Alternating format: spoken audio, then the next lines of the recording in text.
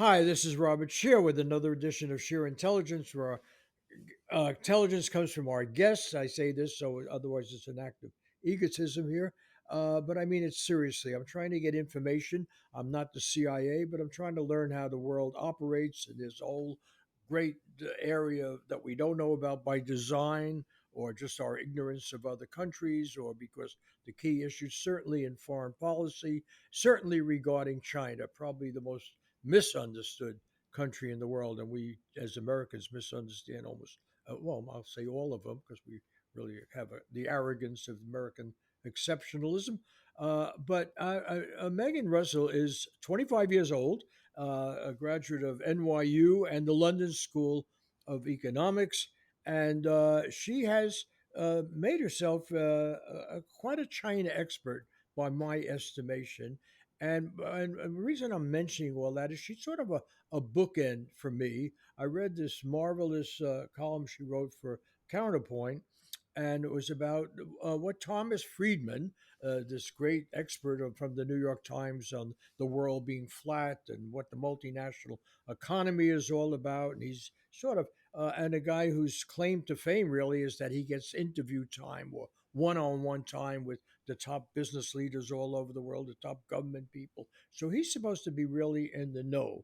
And he wrote an article recently based on a 1 week in China. Now he's been all over the world many times, so it's not the 1 week though. But suddenly he had this a discovery. This is a very different China than even he imagined, and very different China, certainly than most of the American media, the Academy, and everybody is discussing. And it all relates to what I think will be the pivotal issue of certainly the next 4 years, if not the next 4 decades, and that is U.S. China relationship. And particularly under Donald Trump now, the second coming of Donald Trump, we have an affirmation of the idea of American exceptionalism in the extreme. We are the ones that are the biggest, certainly bully on the playground of the world. It's our way or the highway, and yet he can make deals with everybody because he's so smart and tough and believes so much, and that's what's going to make America great. So it's the affirmation of American hegemony. He puts an isolationist cast on it, which might be helpful. At least maybe we don't have to send troops everywhere. We can do what George Washington advocated, have influence by trade, diplomacy, but not by invasion and so forth. That might be refreshing. In the same way, it was refreshing when Richard Nixon made the opening to China that no Democratic president was able to do. And actually, this was when China was a communist country, and after or while the really a tail end of the Cultural Revolution. Now, the reason I'm going to let Megan talk now, because I've been accused of going on too long with these introductions, but there's a personal note here. I see Megan Russell, never met her before, and never talked to her before just now, but as a bookend in my own life.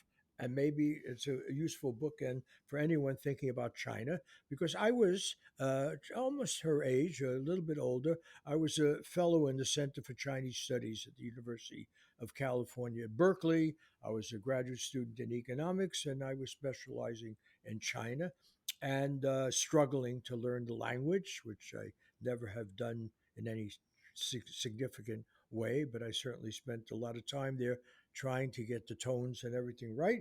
But also, as a journalist, and I visited China, and at the time of the Cultural Revolution, which was a rare visit, I was able to go there, and I've been thinking about writing about China all my life ever since. And it wasn't until I read Megan Russell's piece in Counterpoint, a very good publication, that I thought, wow, she really gets something that very few people get. And she gets it as a very good writer, but she also gets it in a very colloquial, accessible way that there's so much bull in the, and I'm talking about the mainstream media. In fact, what was the headline of your piece? It's not the New York Times. I can't believe uh, it's the New York Times and not Daily Mail. Yeah, I mean, and she's confronting Thomas Friedman, and she's doing it in a way, that okay, well, but she's right, and she's brilliant about it. So I'm going to turn it over to you and tell us what your piece was all about, what your point was, and your own experience. You were there for a year in Shanghai.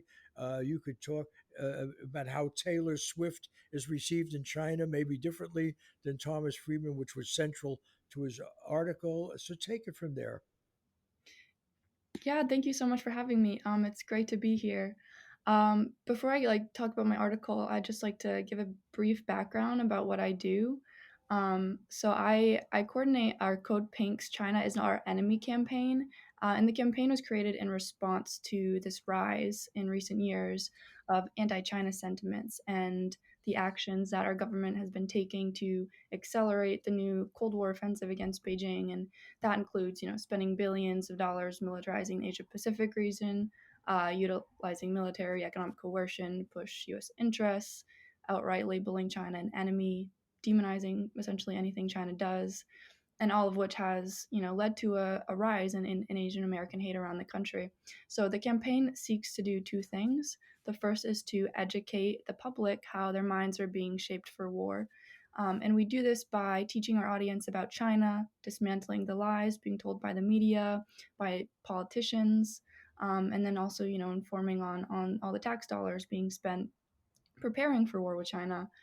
And the second thing that we try to do is redirect all that energy into a push for peace. And that's why we emphasize the need for friendship and cooperation with China, for working together on climate justice, nuclear disarmament, and other extremely important issues today.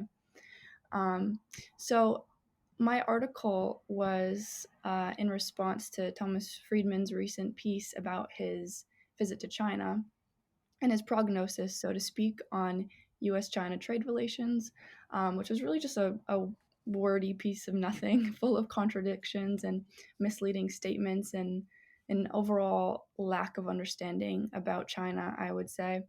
And it's important to respond to the pieces that they're throwing around in the New York Times and other places, because a vast majority of Americans don't know a whole lot about China. And when you don't know a whole lot about something, you tend to put a fair bit of credit in these so-called reputable news sources. And so Tom Friedman, he writes a column, and it's mainly opinion pieces, but that doesn't mean his opinion doesn't need a correction. I think too many people take that as fact anyhow. So, he wrote this piece titled "How Taylor Swift and Elon Musk Can Solve U.S. China Trade Relations," and it's a tabloidy title, and I knew it when I clicked it. But I'm an optimistic person at heart, and I thought, maybe it would have an original idea about something. But I was overall disappointed. There were quite a few things that I felt needed a correction, and so I worked my way through his piece and just attempted to show some of the many places I thought he went wrong. And I guess, for anyone who's not familiar with Friedman, he's a political commentator and columnist for the New York Times, and he's gotten a lot of criticism over the years for writing about things that he himself has actually claimed he doesn't know enough about, such as international trade, and also for his support of the 2003 invasion of Iraq. He's not very well loved by the anti-war community, and he's invented a few theories over the years, none much better than the one in this article. I remember specifically one, I think the Friedman doctrine or something he called it, which argues that the social responsibility of businesses is to increase profits and it owes no social responsibility to the public or society. And that's, criticizable, but it makes his thoughts in the article, I think, make more sense considering his previous views. And he's also gotten a lot of criticism for his racism and dehumanizing narratives of the Middle East and support of Israel, even despite the ongoing genocide in Gaza. Um, so there was a whole lot. There was a lot No, of no, but let me. I'm sorry. I said I wouldn't interrupt, but I want to stick to China because the arrogance of Thomas Friedman is the arrogance of every major figure in American politics. And it's a peculiar kind of arrogance because China certainly has an incredibly complex and important history. We're talking about a nation of 1.4 billion people. We're talking about a nation that, I just learned the other day, you can take any category, nickel, lithium, anything, what they're producing, what they're doing.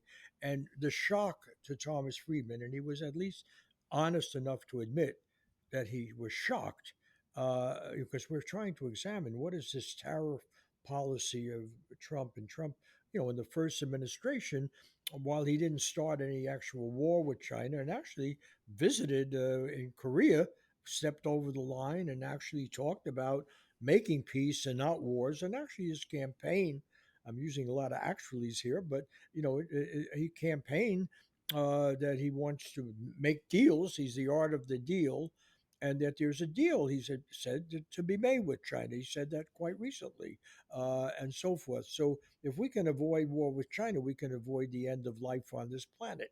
There's no way we can have war with China and still have a continuation of human existence. So we couldn't be talking about a more important subject. So whether you like Thomas Friedman or you don't, the article was interesting in that he admitted even he, who's supposed to know, be plugged in everywhere, didn't know how far China has gone now, economically, politically, what the BRICS alliance is about, all this stuff, and you took him to school on why didn't you know it? Because you were there for a year in Shanghai, you know the language, you know a lot about the issues, and what he missed. So tell us what Thomas Friedman missed and what most of the American, or I would say all of the mass media misses about China. Right. So I think one of the first things that I pulled apart was his analysis of Donald Trump. He said Donald Trump kind of triggered China into becoming this manufacturing machine. Um, and, it's difficult to, I think, comprehensively, effectively explain the way that Chinese people read and process American media.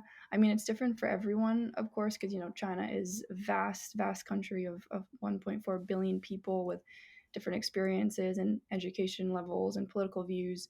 But for those that are systematically online, you get this general consensus where a majority of people seem to be on a similar page. And I think my perspective on this also comes from my experience just talking with locals in China and trying to understand their thoughts. But from my experience, Chinese people, just regular people, tend to view American media through a lens of sort of entertainment. It's like this far away, strange, very different from their own systems and experiences. And because of this, they also tend to have a more positive view on Donald Trump, on Elon Musk, and other leaders. They find Trump amusing because he does act very strange, even for the US, his behavior is abnormal. And imagine, comparing him to always put together leaders like Xi Jinping, right? This is why I say that they consider him this comical American enigma, not the reason why China became a manufacturing giant and green energy superpower. China's been on the rise for decades, though it's been a turbulent and complicated rise, as it would be for any country that went through, such political and social upheaval after, the fall of the last dynasty in 1911. But after the People's Republic was established in 49, the main goal of the Communist Party was to improve people's lives. And it's important to note that, the government is very systematic about its goals. It creates these comprehensive, 5-year, 10-year plans for everything. It's very Stalinist that way. And it's historically been very, very good at accomplishing all these goals. It's not been smooth sailing. Even after the Communist Party gained control, there was famine, just as there was in India. There was a cultural revolution, which was this socio-political movement that rose in response to the desire to preserve like true socialism and not let it be tainted by corruption and capitalist ideals, which was really a divergence historically between Chinese and Soviet past. China learned a lot from Soviet Union and sought to correct where they went wrong. And so you have China, which has embarked on this new path, one without any precedent. And like I said, the main goal was to improve the lives of the people, to maintain internal stability, and to develop as a nation. And in the past 50 or so years, China has accomplished an incredible amount of progress. Something they don't talk about enough, in my opinion, is how China managed to eradicate extreme poverty. And that's not just a minimum income level, it also means access to food, to clothes, healthcare, clean water, Travel, travel. housing, yeah, free education.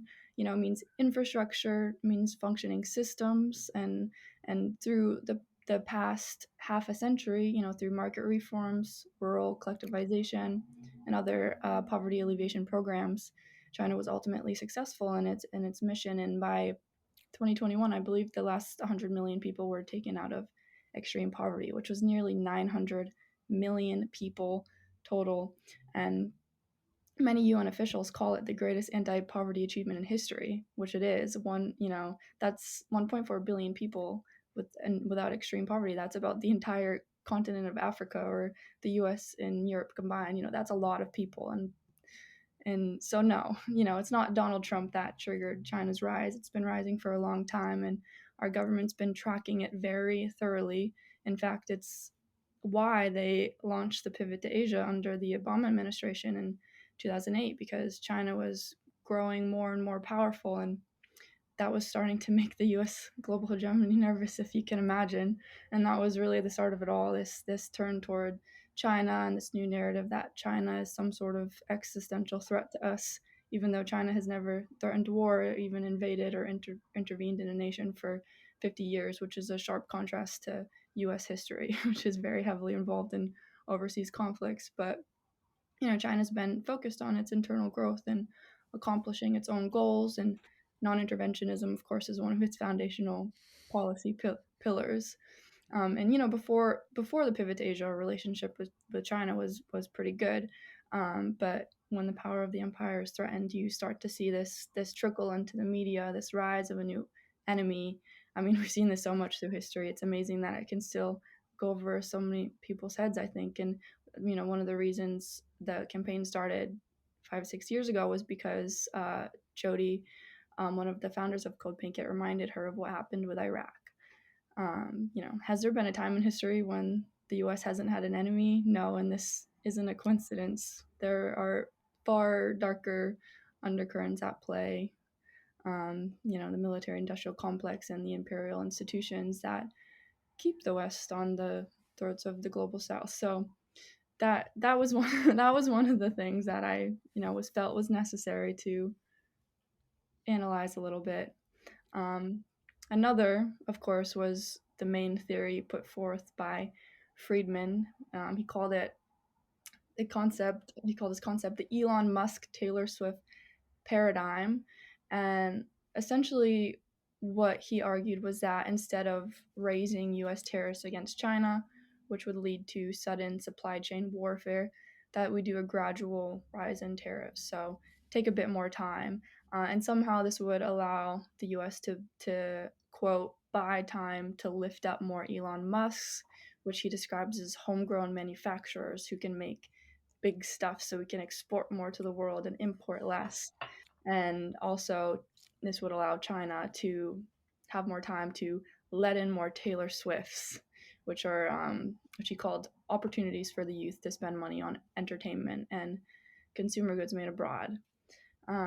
Yeah, I don't know why Friedman thinks it would be a good idea to have more Elon Musks. I think one is quite enough. I don't see the creation of more egotistical billionaires to be particularly enlightening to American society, but I digress. I think one of the issues here is trade, right? And Friedman's calculation that gradual tariffs are our best move.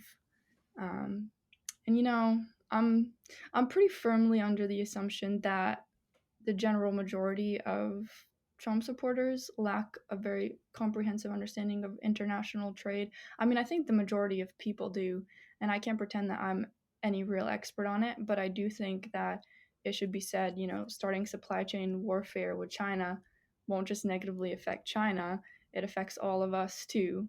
It leads to a lack of economic growth, frozen investments, lags in hiring during Trump's last presidency. His trade war led to widespread bankruptcy amongst farmers. We had the largest tax increase in years. Crazy. Okay, well, I'm here to have you talk about China, not Trump. Okay. I do many shows on Trump, but I want to stick to the China thing. You've just hit the third rail on a number of points, but two in the main that I'd like to address of American politics, not and that will sound naive or shocking to people. And one is, and China has made it's an official policy of trying to obtain common prosperity, meaning that economic development, particularly the kind of rapid development we've seen in China, has to translate into improvement of life of mass of people, the large mass of people. And I want to explain how difficult this task was because I want to bring it back to the two of us being bookends on America's understanding of China. And when I was studying China back in early 1960s at University of California, the assumption of my professors and of the establishment that was China could never develop. And the reason China would never be able to fully develop, they could do better but would never develop was they were overpopulated. A fellow named Ehrlich up near Stanford had written The Population Bomb. And that population itself, and this was said of India as well, another country that's advancing towards much more successful economy and dealing with their 1.4 billion people or a little more now than China. So population was seen as the big obstacle. The other thing was that China was lacking in certain obvious resources. The land had been overtilled.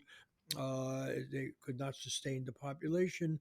They didn't have any petroleum, which was the key to economic development. They would have to be expansionists to do something about that. And that was the conventional wisdom. And China indeed did struggle over these questions. That's what the Cultural Revolution was. There was a lot of turmoil. There was the Great Leap Forward. There's a lot of the post-communist history. Xi's the leader of China now. His own father got caught up in the Cultural Revolution. Most of the people running China now, through their families, can tell you the downside of these struggles. But I want to agree with you that I think China and India, by the way, I know it's not just China, and Brazil and South Africa. I mean, what's happening in the BRIC alliance, all of these nations, they don't agree. The United Arab Emirates is now connected with BRICS. BRICS now represents the biggest economic bloc in the world, and certainly the biggest, well, population bloc. But what they have in common is a very important notion that most of us forget when we talk about human freedom and the responsibility of governments. No government in the world now, in the modern world, where ordinary people everywhere in the world, through the internet, through travel, through everything, can see what's going on. There are no hicks anymore in that sense. And you cannot stay in power if you don't deliver to your people.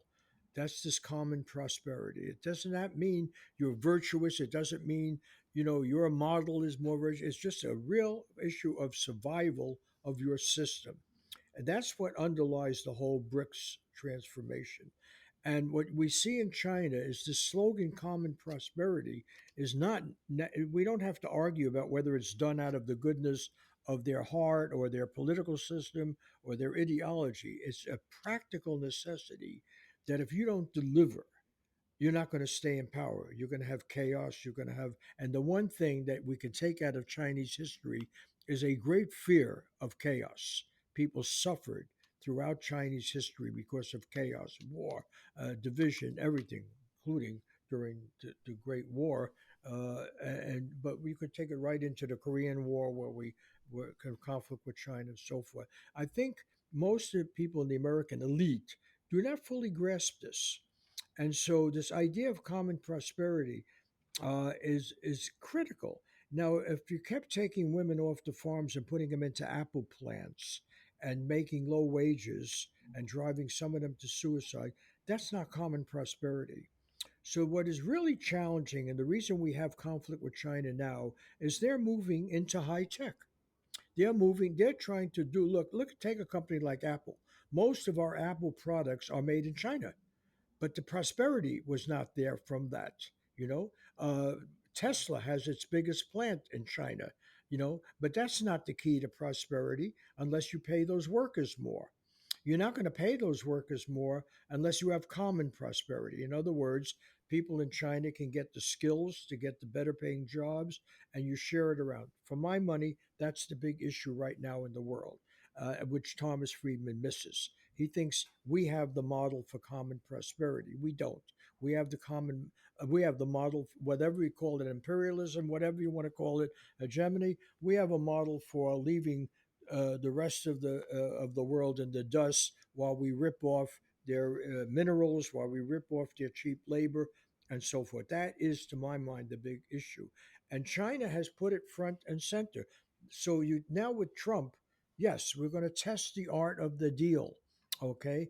And yes, there is a deal to be made. There are many deals to be made. That's what trade is all about. And it's not about who's using the capitalist market or who's using free trade or lying about data or we used to have all these stupid arguments. You can't trust them to observe patents. That what Elon Musk knows is something that many American uh, political, even liberal, and certainly the Democratic, we don't seem to know is that the Chinese do have this very, and this is what Thomas Friedman suddenly discovered in this. Hey, this really is an economy that works on the highest level. This is not just a question of ripping off cheap labor. And this is what India is moving towards, is what's Brazil, it's what the BRICS thing is about. How can we be in the A league, in the majors, and successful? And since we're so large, we should be the most successful or among the most successful, right? That is the really key issue. What I loved about your article, you said it better than I have just said it. You really do. So why don't we address that? The real threat from China is not that they will have prison labor or that they will conquer their neighbors. The real threat is that they may turn out to have a more successful model of economic progress that embraces notions of common concern as well as and delivering to ordinary people, whether they work for Tesla or they work for a Chinese company, BYD or something, making these cars. But they have to. And I just want to throw a little footnote on there. I threw in the word transit before. And right now, China announced that in China, 95% of their medium and large cities can give people access to high speed trains all over China. They can visit their relatives, they can visit where they came from, all over China. We don't even have, we're right now in the middle of this horrendous fire situation. We don't even have the ability to put out these fires in Los Angeles, but we haven't had the ability to have a high speed train between San Francisco and LA or anywhere else in America. Jerry Brown, our governor, and Gavin Newsom, who replaced him, they all were committed to it, but we can't get from San Francisco to LA in the way that the 95% of people in China can now get from one major city. You lived there for a year. So why don't you tell us about this modern economy and take as much time as you want because you experience it. And that's the significance of the Taylor Swift Elon Musk. This is something Elon Musk and Taylor Swift both know about China because they have marketed there. Hmm. Yeah, well, I mean, yeah, the concept of common prosperity is very important right now uh, to the Chinese government. Now that they've eradicated extreme poverty, this is the next step, and it'll be really interesting to see, if as long as war doesn't get in the way, that it'll be interesting to see where that takes them in the next 10 or so years. But to your point, I also want to, mention the idea that China is stealing our jobs is far from accurate. It's our system, right? Our capitalist system is centered on increasing its own profit margins, on milking every last possible penny. And to do that, our companies have been exporting the manufacture of goods to countries with cheap, exploitable labor. Is that the fault of China or the executives in charge? And when it comes to paying for goods in the U.S., where living is almost unaffordable at this point, the vast majority of consumers would rather buy a cheap product made abroad than a more expensive one made in the US. Um, so not to mention Trump again, but he does call this, the greatest theft in the history of the world, the U.S. trade deficit with China. But really, all China has done is use the system in place to develop and try to provide opportunities to its incredibly vast population, while, still maintaining its proto-socialist policies. It's us that has exported the production of all our goods to make a few more dollars. But here's a hypocrisy, right? The third world isn't allowed to develop, not if it is threatening to the US empire. And if it does, the US will conduct economic warfare against it and then blame it for all the problems in the world, like global warming, instead of trying to work together to solve it. When you measure China's CO2 emissions per capita, it falls short of many other countries. The US actually has far greater emissions per capita, as well as other countries like Canada, Australia, Japan, Poland, and these countries don't produce the vast majority of the world's goods.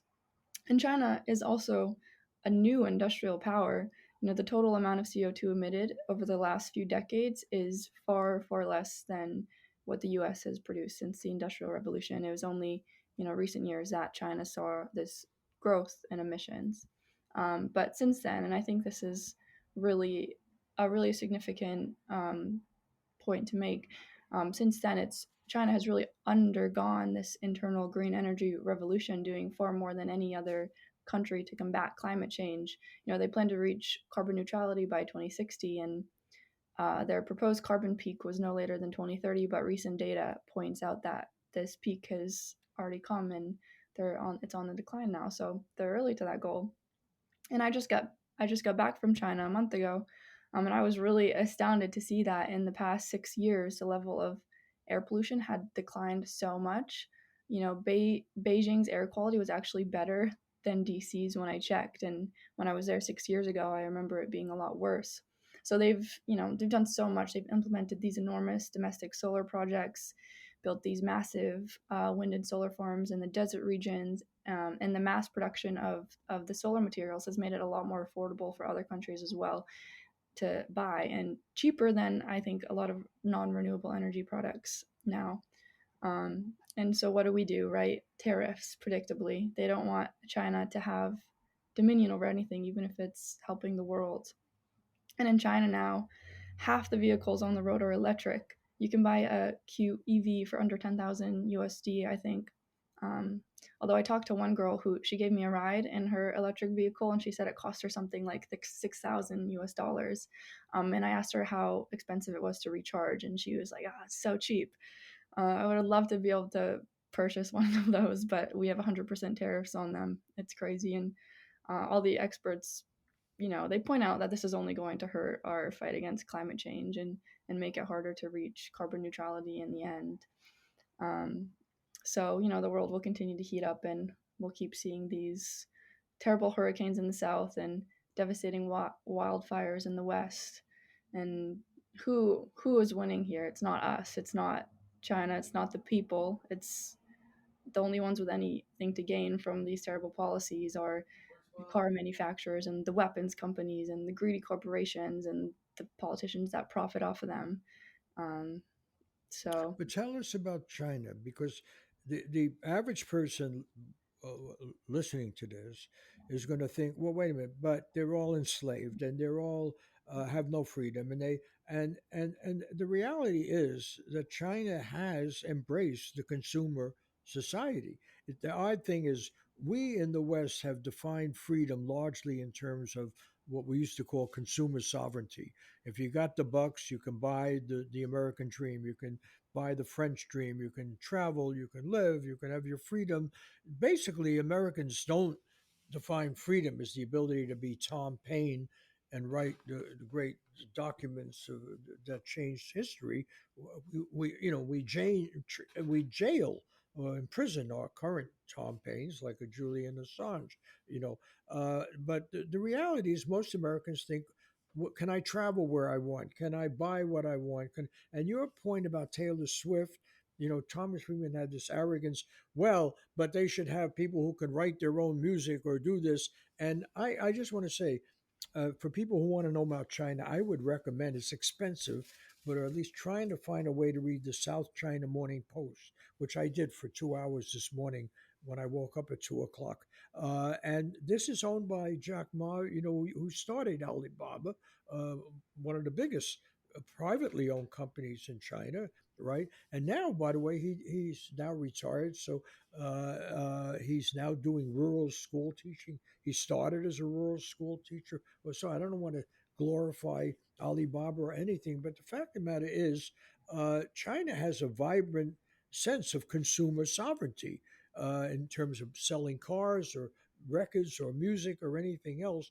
That's what I thought was really quite so interesting about your article, which, by the way, we posted on SharePost, and but people could read it there or at Counterpunch. I want to give them credit for this.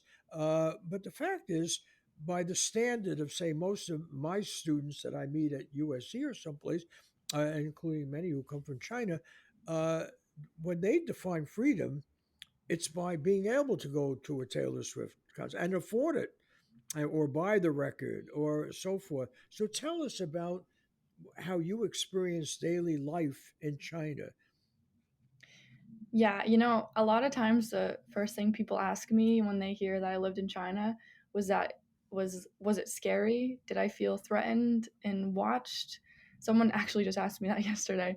And it's very real to them, though it always sounds a little silly to me because I actually felt very very safe in China, more than I felt in most other countries, I would say, maybe all of them. And that's, my honest answer. Crime rates are very low in China. I never had any safety issues. I lived there a year. I traveled extensively by myself to many provinces on all sides of the country. I never felt unsafe. I never worried about pickpockets. I never worried about being robbed. I never felt the discomfort of being a woman alone. Everyone has a different experience, but this was my experience. Um, and I did have a very an interesting conversation when I was in China a month ago with a guy who was studying to be a lawyer, and he'd said that he had lived in Michigan. He went to university in, I think it was Michigan. Don't quite remember. But he told me that he didn't feel safe to go outside at night because of crime. And so he went back to China where he felt like he had more freedom of movement, where he felt safe to walk around at night. So that was, I think, an interesting take on the concept of freedom that I hadn't thought about myself before. But back to the Friedman article. I was very bewildered about his claim that China lacks any sort of art and entertainment. I mean, I'm sure he must know that China has 5,000, long years of art and poetry and music and culture, and they don't need to import American entertainment to fill some sort of consumer's void. It's the silliest thing I've ever heard. I was sitting in a park in Chongqing just last month listening to this older man play renditions of ancient Chinese songs on his erhu, which is a traditional Chinese violin. It's one of the most beautiful sounds in the world. And he was playing renditions of other songs like the Titanic theme song as well. And at the same time, a group of 20 to 30 older folks were dancing together. And this is a constant, beautiful phenomenon all over China. I wish I could bring it to the West, but I wouldn't know how to try. It's that, everywhere you go in China, there are people dancing in the parks and the squares and the streets where there's space. There is dancing. They love to dance, especially the older generations. And I don't know for sure, but I think it could be, a remnant of the Cultural Revolution when art and dancing was, well, particularly important. But I imagine it's always been important. So I can't say for certain, only that it's a phenomenon that I've only experienced to that degree in China. Um, but so Friedman, he says they lack art and entertainment. I think he must have missed the opening of the 2008 Beijing Olympics. I challenge him to go to a rock concert in China or an indie performance or pop concert. They have every genre. They have an abundance of music and performers and artists, and it's crazy that I think you even need to refute that. But he makes the claim also, that they lack music because they're afraid to write song lyrics that could get them arrested. And I'm quite sure nobody has written a song about Xi Jinping. Actually, there is one that I know of called Xi Da Da, which translates to Daddy Xi. It's exactly what you think. But I think she loves it as much as the people do. Um, but regardless, people sing about love and heartbreak and joy and grief, and there's nothing that is holding them back from that. I think, he was there for, I don't remember, like a week, right? But just one visit to China is all you need to discover that. So I really wonder what went on during his visit, or if he did anything local. I went to the coolest shopping complex in Chengdu, and this was like nothing I've ever seen. All of the storefronts were these little fashion startups.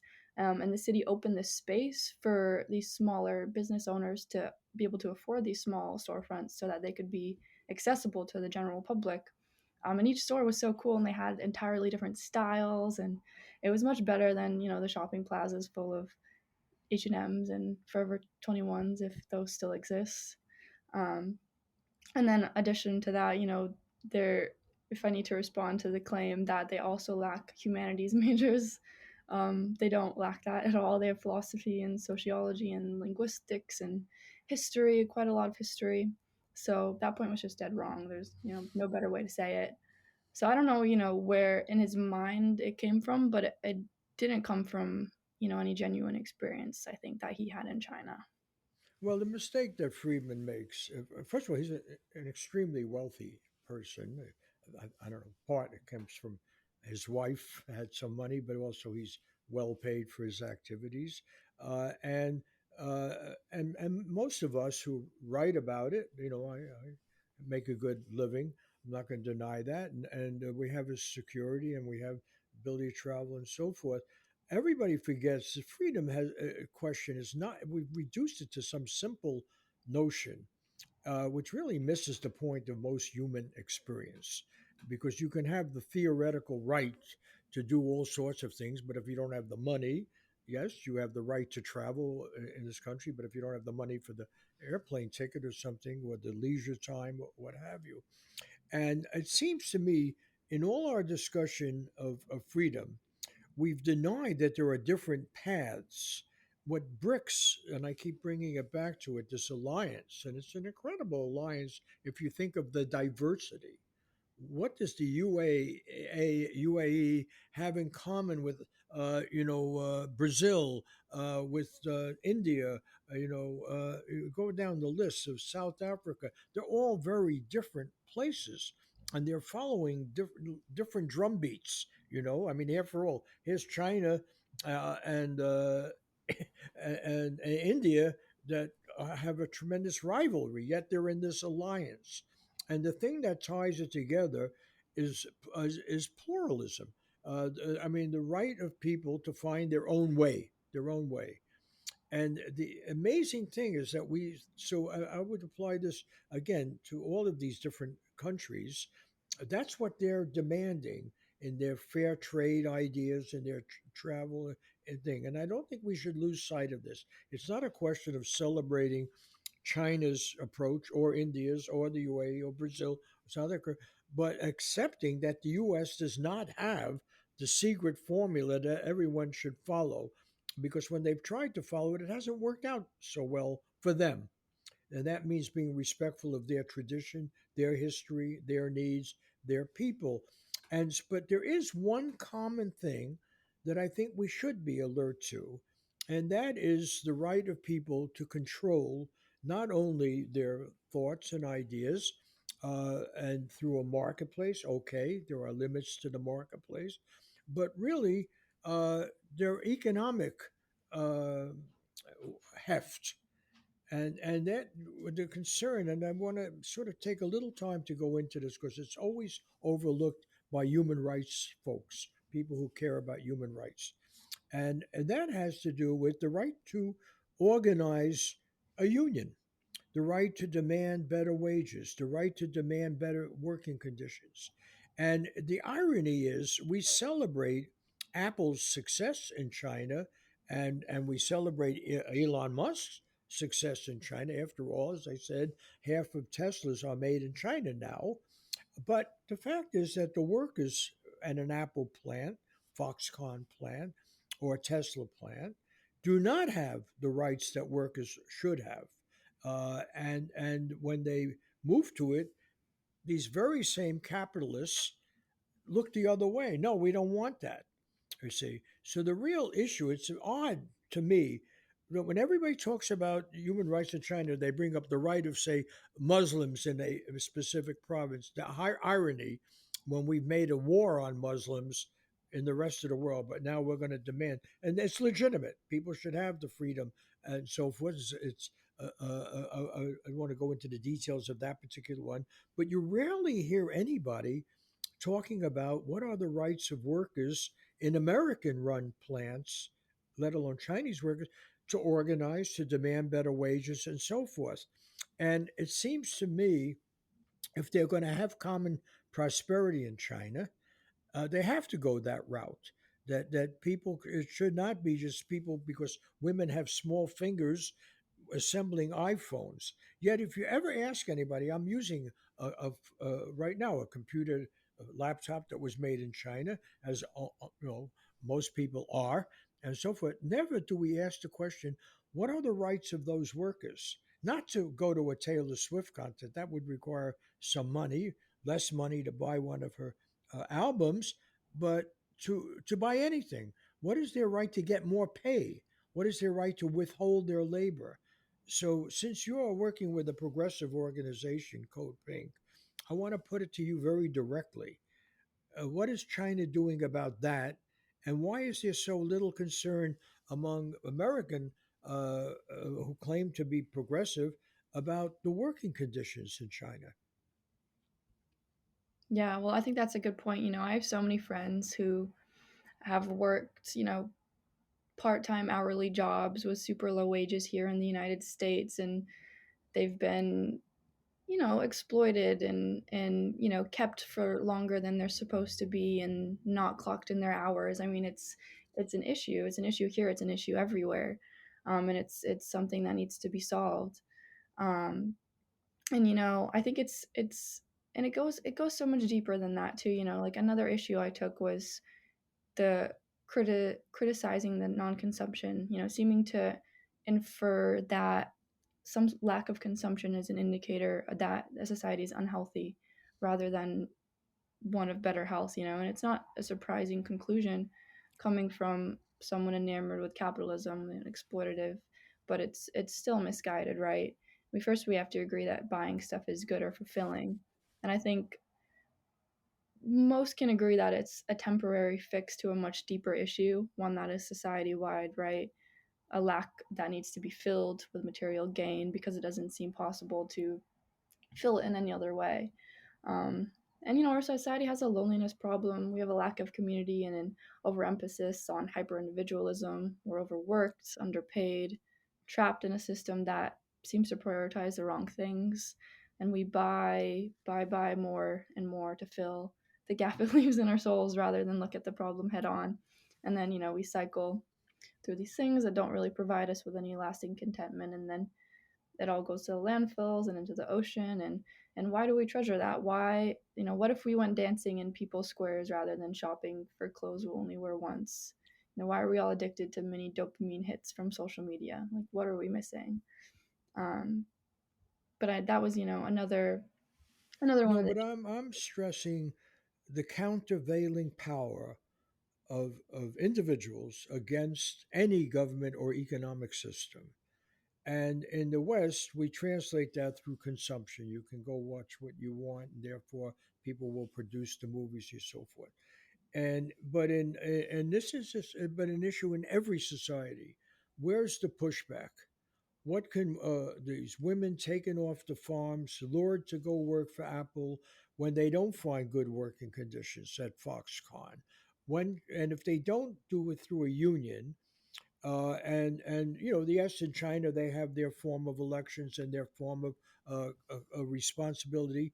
But at what point do we get to assert individual rights as a worker or as a human being, as a parent, a family, and so forth? And it seems to me this is the big question that's been avoided at this stage of human history. And it's true for every society. It's true in Brazil. You compete between left, right now in Germany. You may have a right wing government like Trump that he likes, and maybe they'll be anti-union. And so the social democracy that we've had in Europe is being threatened now. Do workers have rights? Can they withhold their labor? It's an international problem. And I'm only asking you because you are working with an organization now in this initiative where they are very committed to people being able to challenge power and you know and to what degree, I mean, it seems to me a very big issue for China, for India, anywhere else. Development is not the only thing. Economic progress in terms of large aggregate numbers of how much stuff we produce, but the rights of people. We're facing it. I teach at the University of Southern California, where we have 6,000 students for China. They can witness the struggle of some of our, many of our faculty, particularly untenured faculty, to try to have a union. So here they are in the United States, and you're right. Our neighborhood is quite scary if you listen to the police reports of crime and everything else. But they will witness right now part of their faculty, even at our vaunted film school, they've actually organized already and have a union. Whether even workers can push back, and at a university or in a factory or anywhere else. And I think that's going to be a big test for China. It'll be obviously a big test in every other country. It's a big test even in Germany right now. To what degree do workers have the right to push back? So I'd like you to maybe we could just take the. We're going to end this with an hour. Maybe you could take the next 8 minutes to address this question. Yeah, I also think it's important to note that the success of China is, very triggering to this idea of Western exceptionalism, that any form of socialism could actually improve the lives of the people, could actually obtain any measure of success. And this this exceptionalism is based on ideals, right? On this imagined perfection of free markets and democracy, yes, but also on colonial racist doctrines, and that's really at the root of it. A lot of this negativity as well. Unfortunately, though, it's often disguised or dressed up like something else. It's at the root of it a dehumanization of China and Chinese people, that they are worth less, that they aren't deserving of jobs or opportunities or of success. And I think this manifests itself very easily into a global system that is, inherently based on a division of humanity that we have been forced to accept as normal. And that doesn't just go for China, of course, but the entire global South. China, it actually defines itself as a member of the global South because of its shared experiences with Western imperialism and the very real battle to, shirk off the negative influences of Western expansionism and attempt to find its footing in the world after years and years of foreign intervention. And it's been one of the most successful cases, being the only country to go from low to high on the UN Human Development Index since the program was created. Um, but so, China's rise was a real threat to U.S. interests, and how does U.S. respond to threats? Well, historically, it's had a very real over reliance on militarization and interventionism, operating on this very anachronistic Cold War mentality. And generally, in order to pursue these paths, of course, we need to manufacture consent for militarization, for war, because it's far easier with public support. And it helps maintain internal stability here as well. And this is why you've seen, this steady rise of anti-China messaging and fear mongering. Just last fall, the House passed a bill to fund $1.6 billion to anti China propaganda around the world. That's $1.6 billion of going to information warfare because, in order to pursue this agenda, you need to convince the rest of the world that, or at least the United States, that China is a threat. And many people aren't, convinced enough. And also, along with that, there was the whole China Week where they passed 25 anti China bills, including the propaganda bill, all with the end goal of countering the influence of the Communist Party of China. And another bill, actually, they recently passed was set to revive the China Initiative Right, under the but I Justice want to, Department. because we're going to run out of time. I'm not the U.S. Congress. I'm not a China beta. I respect very much their achievements. I'm talking about a fundamental aspect of the human experience. Power corrupts. in every society, whether you call it communist, socialist, capitalist, religious, theocracy, the Jewish state of Israel. It doesn't matter. You've seized power, you have power. The question is, how do you hold power accountable? Now, China, one mechanism, they have a very large membership in their Communist Party. Yes, they have all kinds of. What I'm saying, though, that at the end of the day, the fundamental thing is somebody's working at a factory and you can coerce people, not necessarily with police force. They need the money. They have to work at Amazon. You know, Elon Musk was against unionization in California. He's against good working conditions, so he moves to Texas from California. You know, this is an issue in Germany right now. You have a right wing party that will cut back the power of trade unions to work. It's a worldwide issue. And it seems to me, at the end of the day, if the ordinary farmer, worker, consumer, citizen, whatever, does not have an ability to push back and challenge, you don't have power corrupts. Absolute power corrupts absolutely. It's the only profound wisdom that comes out of the American Revolution. Not that it didn't exist before, but the people, to get the ordinary people that were living here in the colonies and everything to go along with that Constitution, you had to have our Bill of Rights to put the assurance that you could push back. It gets violated all the time. The role of money is dominant, but it's a universal question. And so I'm asking about China now very specifically when they talk about common prosperity, what if the commoners don't feel prosperous or don't feel it's working? It happened in the pandemic, pushback. Now, in social media in China, because I had a student, a graduate student, who did her dissertation on social media, and there was a vigorous debate about the delivery of healthcare, the handling of these issues of medicine and so forth. But we only have, well, I'll go even longer if you want to spend more time on it. But I would like to know to what degree and through what mechanism can people push back in China? This is not the way, by way of saying we have the mechanism. We don't, or Donald Trump would not be president. This is kind of a faux populism. What I am asking is that in China, which does seem quite enlightened in many ways about the environment, about all sorts of things, what I'm asking is where's the pushback? You're in an organization that's pushing back very vigorously in America. Code Pink. I respect the heck out of that group. Media and Jody and all the other people there. They've challenged Congress. They've challenged. So I'm asking you, somebody working with that group, where's that going to come from within China or Brazil or any other place? Yeah, I mean, China has its own very unique political system, very complicated, but they have elections. People are, I think, in my opinion, very enlightened. They have conversations, lots of conversations amongst themselves. I mean, I think in an American media, there's perception that people don't have any rights or the ability to, you know, try to change their situation, but that, from my experience, is not true.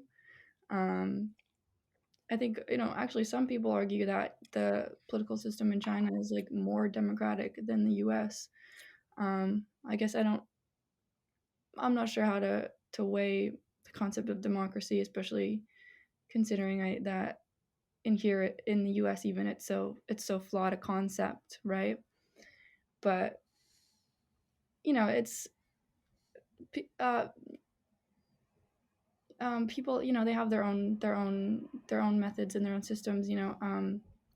I think one interesting example of a policy that I saw or that I read about that was implemented in the past 10 years during their poverty alleviation reforms was in order to take like, some of these smaller villages out of poverty. They send these cadres to the villages to sort of oversee a way for the village to make its own decisions. And the way they did that was just voting amongst the villagers. Oh, who needs the most assistance in our village from the government? and they would, talk amongst themselves and make that decision amongst themselves. Like there is a very real amount of democratic freedom and discussion amongst the people that I think people don't really know about or really understand. And it is a very complicated process the way that it all works.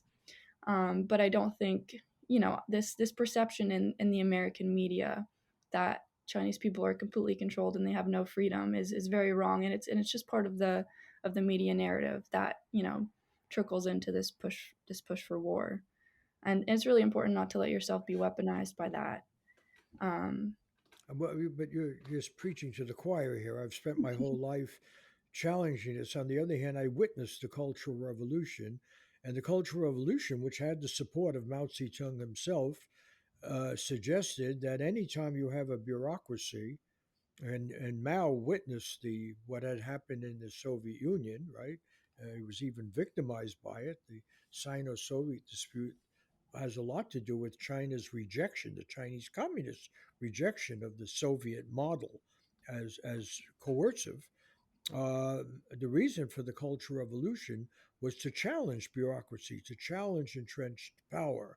It was very much misunderstood by the American media. Yes, it was disruptive. Yes, innocent people got hurt. But the impulse was very similar to what Tom Paine was talking about when challenged the people with the wigs who gave us the Constitution. That the mass of people have to have ways of registering their discontent with reality and how it's working now in the United States. That's why Trump is president right now, because a lot of ordinary Americans, they're not crazy, they're dissatisfied, and it's not working for them, and they're saying so. And we've seen this throughout the world. You can have the most wonderfully designed system, but if you don't have the safety valve of free expression to act and free action, which Code Pink exemplifies, challenging power. Here, they picketed Nancy Pelosi's house in San Francisco because she's betraying the interests of the American people in the view of Code Pink. There has to be the safety valve of human freedom anywhere, whether it's Saudi Arabia, China, South Africa, anywhere. People have got to. And I think we saw that recently. And we see, by the way, the government responding to some degree.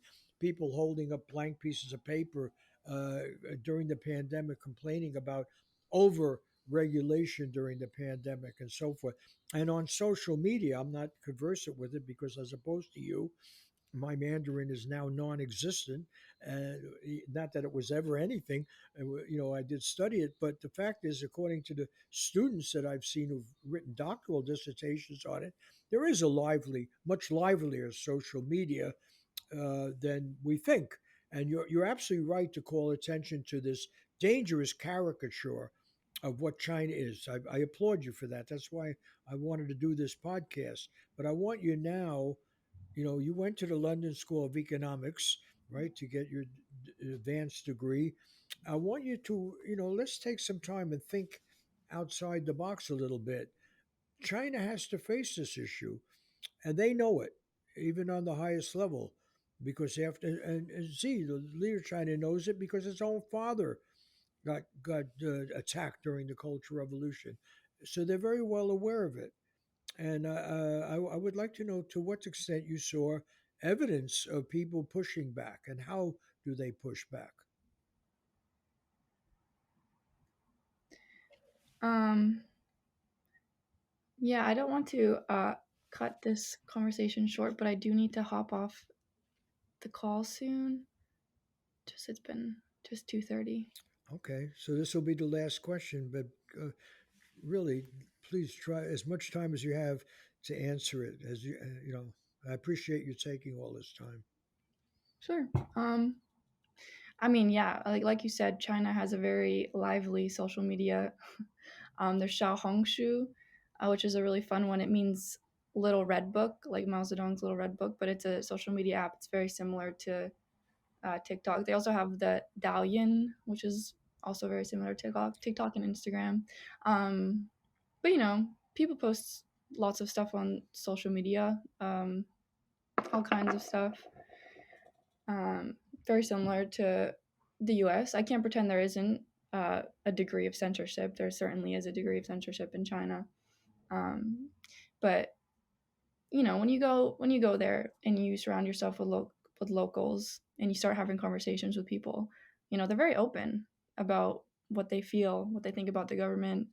They're the people, they don't just not talk about things. It's not like they're censored um, of their thoughts and their opinions and their ideals. It's very similar to, you go to a bar in the US, people talk, they sit down, they talk about politics. I've had lots of conversations in China very similarly, with different opinions. Some people that are happy with some things, not happy with other things. Um, I think that's, one of the most important parts of just being able to talk about it amongst yourselves with people, to talk about your opinions and what you think, and to share that with other people.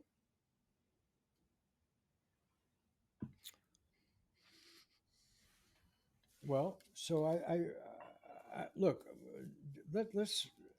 I want to conclude this, and I think the important thing is I certainly feel, and I think many people in the United States now that was at least almost half the country is very concerned about Donald Trump being president, as was the other half of the country when Joe Biden's president. So we don't have the answers here. We also know the role of money and power, in our elections and our processes left a lot of people dissatisfied, and we see it in Western Europe. That's where we have the rise of the right. But I think uh, for the rest of the world, when they look for models, and then we're taking, you and I are both in agreement on taking China very seriously as a model, as an alternative model of how maybe societies should be run. We have to build in the pressure cooker escape valve. How do people register that? And because we've seen it, we saw it, the collapse of Mao was right. The Soviet Union was a failure, and that's why we had the end of communism.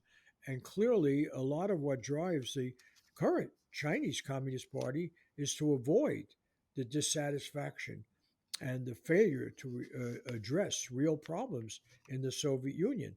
So clearly, this notion of common prosperity is a way of saying, look, that's what we began this discussion with. Anyone in the world now, whether they're in Germany, whether they're in Saudi Arabia, anywhere in the world, knows that with modern communication, everybody knows what's going on. They can see what's going on. And if they're not being satisfied, they will show it, and it will lead to the overthrow, the end of regimes. I think that is a very important check on what any government is doing, including the Chinese government.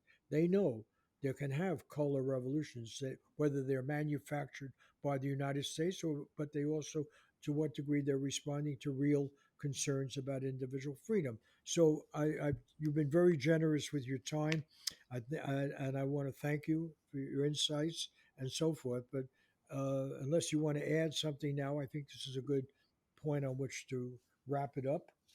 Do you want to have the last word? Yeah, just thank you so much for having me. It was great to talk with you. And I guess if anybody wants to learn more about, the campaign and what we're doing, you can, uh, learn more at our codepink.org/China, and just check out some of our articles and our past webinars on the subject. What do they sign on for? We'll Uh, try to post this, but tell us how they get more.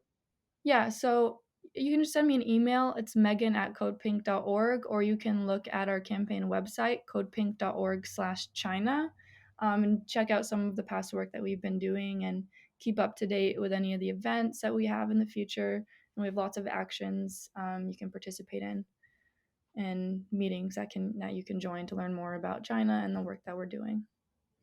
Great, because this is the discussion, as I said before, we better have, and we better have with some urgency, because if we treat China as some kind of dangerous stereotype, it's really going to be the end of humanity, because China can push back. They actually pushed back pretty effectively in the Korean War, and that's long before they had their own jet planes or anything. So, uh, this is a conversation that has to take place. I want to, as I began, applaud you, first of all, for being a terrific writer, and providing what I think is really a rare insight into what's going on with China on the part of someone in the American media. So my hat's off to you in that respect. I also want to thank Christopher Ho and Laura Kondarajian at KCRW, the independent NPR station in Santa Monica, for hosting these shows, for posting them. I want to thank Joshua Shear, our executive producer, for suggesting our guests and for pushing the show, putting it together. Diego Ramos, who writes the introduction. Max Jones, who does the video production, which reaches people on our YouTube channel. And I want to thank the JKW Foundation in memory of a very fiercely independent journalist, thinker, Gene Stein. And we mentioned the Mideast, who very effectively wrote and talked about the Middle East, but also generally about the world situation, for giving us some support. And for Integrity Media, based in Chicago, Len Goodman, a great lawyer there, for also giving us some support. See you next week with another edition of Sheer Intelligence.